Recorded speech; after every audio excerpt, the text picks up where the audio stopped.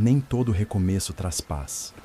Às vezes, atrás da promessa de sossego, existe algo que nunca descansou. Hoje, você vai conhecer o relato de uma família que buscava apenas tranquilidade no interior, mas encontrou uma presença que jamais os deixaria sair. Uma história onde o luto, o esquecimento e o medo se entrelaçam num lugar esquecido pelo tempo. Prepare-se, porque o que foi aberto naquela casa, talvez, nunca tenha se fechado. Meu nome é Rodrigo, tenho 38 anos e sou do interior de Minas. Depois de viver quase 10 anos em São Paulo, eu e minha esposa decidimos voltar para nossa cidade natal, pensando numa vida mais tranquila para criar nossa filha, Letícia. Foi em 2019 que encontramos um sítio à venda numa área afastada, cercada por mato e com um riacho passando nos fundos. O preço era bom demais. A casa era grande, antiga, daquelas com parede grossa e janela alta. O dono parecia mais ansioso para se livrar do lugar do que interessado em vender. Mas a gente só via o lado bom: espaço, ar puro, silêncio. Compramos. E no começo, foi tudo como imaginamos. Fizemos pequenas reformas, ajeitamos os quartos, montamos um pomar. Letícia adorou o quarto dela, especialmente por causa da janelona que dava para o quintal. Parecia o cenário perfeito. Mas as coisas começaram a mudar. E rápido. As primeiras noites foram estranhas, mas a gente atribuía tudo à adaptação. Barulhos na madeira, estalos nas paredes, sons de passos no corredor. Eu dizia para mim mesmo que era a casa velha. Bicho no telhado, vento nas frestas. Até que uma noite, indo fechar as janelas, ouvi a Letícia conversando sozinha no quarto. Ela estava sentada na cama, olhando fixamente para o canto escuro. Perguntei com quem ela falava, e ela respondeu com naturalidade: com a moça do vestido molhado. Aquilo me gelou por dentro. Contei para minha esposa, que riu e disse que era só imaginação, mas a Letícia continuava mencionando a tal moça nos dias seguintes. Dizia que ela chorava sentada no chão, perto do armário, e que às vezes gritava sem som. Também falou que essa moça pedia para abrir a porta do porão. Foi aí que lembrei. Tinha mesmo uma porta antiga na cozinha, escondida sob um tapete. A tal porta do porão ficava discretamente no chão da cozinha. Uma tampa de madeira grossa, com uma argola enferrujada. A gente quase nunca mexia ali, só tinha descido uma vez para guardar umas ferramentas antigas. O lugar era úmido, escuro, cheio de entulho e com um cheiro forte de terra molhada. Não tinha luz elétrica, só um espaço apertado e abafado. Depois que Letícia mencionou o porão, comecei a reparar em mais coisas. Brinquedos que mudavam de lugar. A luz da cozinha piscando sempre no mesmo horário da madrugada. E a Letícia passou a acordar chorando, dizendo que a moça ficava brava quando a gente ignorava ela. A casa inteira parecia respirar diferente depois do pôr do sol. O silêncio ali dentro ganhava peso. Minha esposa começou a perder o sono, e eu acordava com a sensação de que alguém estava parado na porta do quarto, olhando pra gente no escuro. Certa madrugada, acordei com um som seco, como uma porta batendo.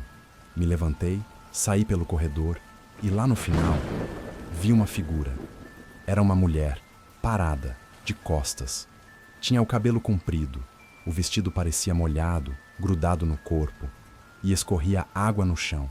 Pensei, por reflexo, que fosse minha esposa, mas quando chamei, a figura desapareceu na mesma hora.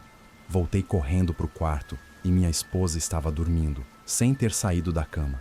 Aquela foi a primeira vez que senti medo real. Começamos a pesquisar sobre a casa, e foi aí que a gente descobriu.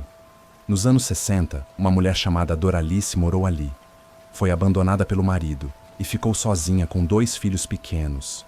Um dia, depois de uma chuva forte, os meninos sumiram no riacho. Dizem que ela enlouqueceu e que foi encontrada dias depois, morta no porão, enforcada com a própria saia.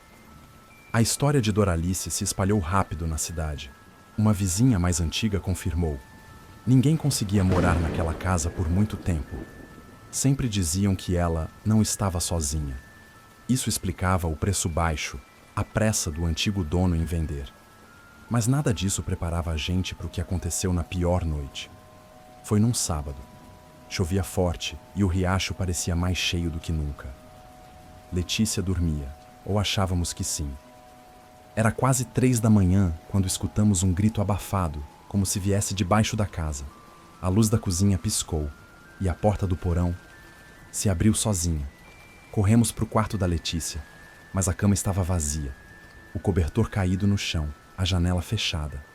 Ela não estava ali. O pânico tomou conta. Gritamos por ela, procuramos pela casa inteira, até ouvirmos a voz fraca, vinda de baixo. Descemos ao porão com lanterna e o coração disparado. O ar ali dentro parecia mais pesado que nunca, com cheiro de mofo e alguma coisa que lembrava água parada. E lá, sentada no chão, encostada na parede úmida, estava Letícia. De olhos abertos, mas com uma expressão distante. Murmurava coisas que a gente não entendia direito. Chegando mais perto, ouvimos. Ela disse que quer ficar com a gente, que agora a gente mora aqui com ela. Atrás da nossa filha, na parede do porão, havia marcas de unhas, como se alguém tivesse tentado sair dali, cavando o cimento. E no centro da parede, escrito com carvão, tremido, em letras quase infantis, estava escrito: "Abram pra ela." Aquilo nos quebrou por dentro. Pegamos Letícia nos braços e saímos da casa naquela mesma madrugada, sem olhar para trás, deixando luzes acesas, portas abertas, e uma promessa de nunca mais voltar. Na estrada de terra, sob a chuva fina, Letícia dormiu nos braços da mãe, como se nada tivesse acontecido. Mas eu dirigia com as mãos tremendo.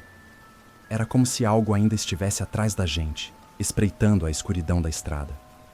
Passamos o resto da noite na casa da minha sogra, sem conseguir dormir. Na manhã seguinte, voltamos só para pegar algumas roupas e documentos.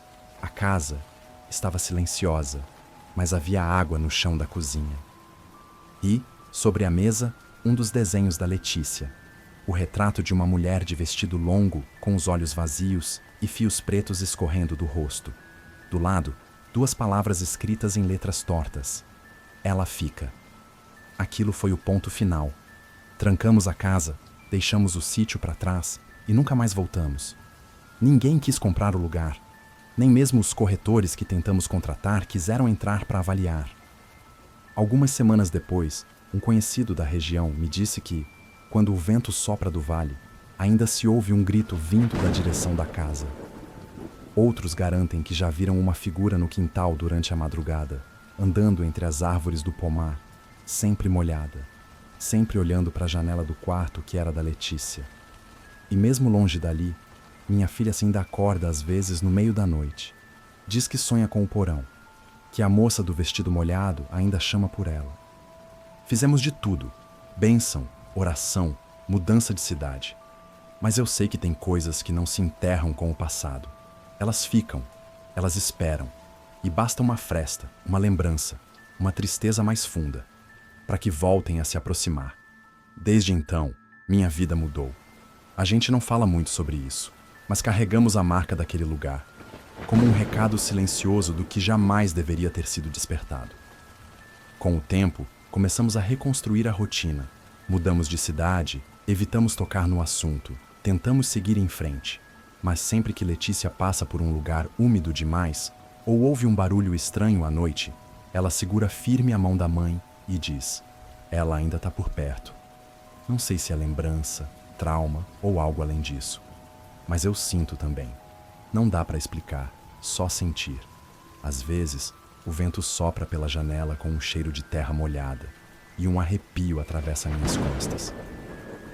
Guardo até hoje uma das fotos tiradas no sítio, e nela, se olhar com atenção, bem ao fundo, entre os galhos do pomar, tem uma silhueta.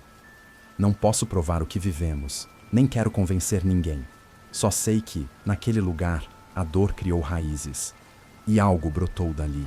Algo que não quer ser esquecido. Obrigado por acompanhar mais um relato aqui no canal Relatos Sem Rosto. Se você acredita que existem lugares marcados por perdas profundas, onde a dor não apenas fica, mas convida algo para ficar também. Então curta este vídeo, compartilhe com quem precisa ouvir. Comente aqui embaixo o que você faria no lugar dessa família. E se ainda não é inscrito, inscreva-se agora e ative o sininho. Temos novos relatos toda semana. Até o próximo encontro, onde o mistério sempre encontra um caminho.